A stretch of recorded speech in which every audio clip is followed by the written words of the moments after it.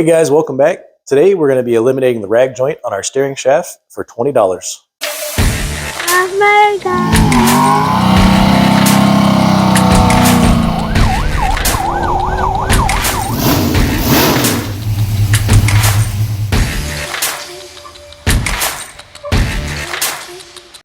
So this is what the steering shaft looks like. I've got a 15mm bolt that comes out that holds this on there. Oh yeah, it's right there. Goes in that little guy right up against the steering shaft. Unbolt that, pry the shaft back this way, get it off the splines, and then you can just pull this guy off. There's a little clip on this end on the shaft that goes in here. It's a little wafer deal, so when you're pulling this off, make sure you get your hand over there in case it wants to spring out. But we're gonna take this shaft off, and it's pretty easy. All you gotta do is get rid of your rag joint.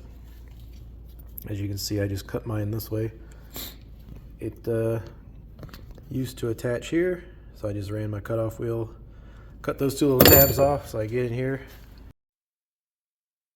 Real nice with the angle grinder, kind of came in, wallered away at that a little bit.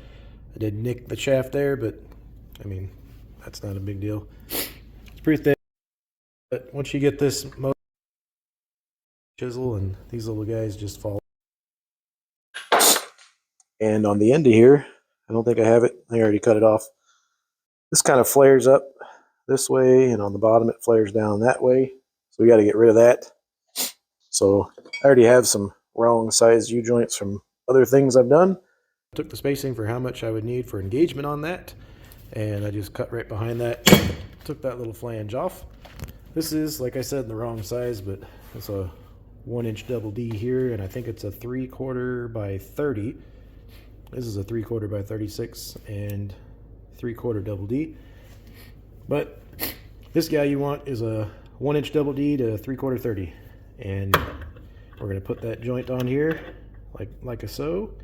And then this side, in place of the rag joint, will go on the steering box.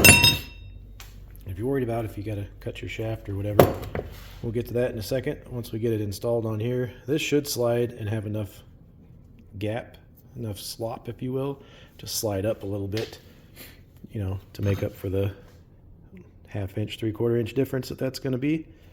Actually, it would be that away. But if it does not, we can always cut a little bit off of this end and allow it to slide back on. We just got to make sure that we don't heat these up. These are the little nylon rivets that, or whatever they're made out of, that allow this to compress in a crash. So we get the other U-joint on there and get this in there. All right, steering coupler got here. There's a 3/4 by 30. I don't know, it doesn't say all the things on it. 3/4 30 by double D. I'll put a link down in the description. Basically,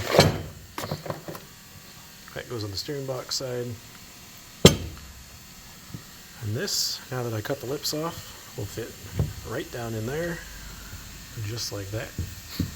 So we're going to take these set screws out and make sure that I got this thing clocked right. We're going to take this set screw out and mark these, and then we're going to drill a hole, drill a small hole in here, just enough that these little set screws can go down in there and grab on that. There you go, got it tightened up.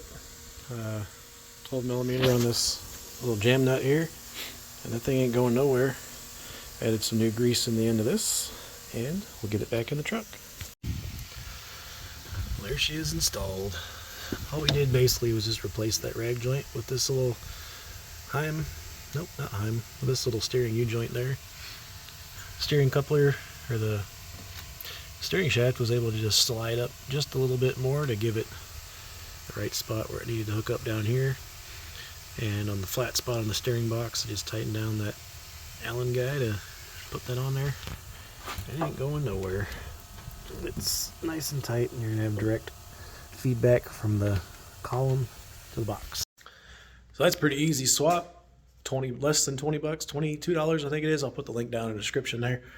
You get one of those Hooker Blackheart shafts or an eBay shaft. Use these cheaper quality U-joints on a bunch of different cars, and I mean, they hold up till they don't. I never had an issue with one yet. One got a little loose about 10 years ago, but I just got another $20 joint, and It's still cheaper than buying a Flamin' River or those guys for 80 bucks a pop. So for 20 bucks, got better steering feel, and if you had problems with clearance, then you got more clearance. So thanks for watching. Don't forget to like and subscribe, and we'll see you on the next one. Action. On fire. I just wake up and piss excellence, and I want to go fast. You're not first, you're last. I was high when I said that.